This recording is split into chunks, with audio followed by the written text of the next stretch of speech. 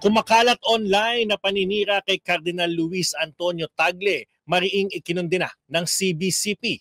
Mabante sa balitang yan si Abante reporter Ryan Reloban. Abante Radyo Live Report. Ryan?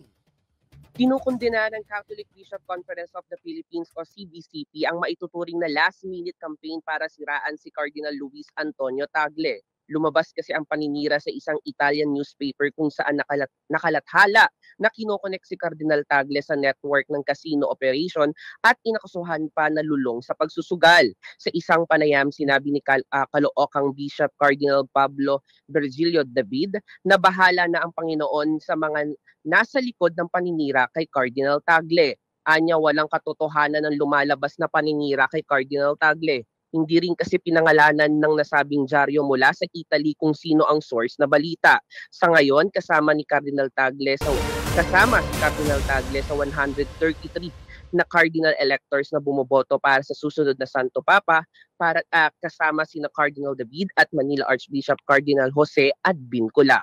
Ako, si Ryan Reloban ng Abante Radyo. Ito ang balitang mabilis, mabangis at walang mintis.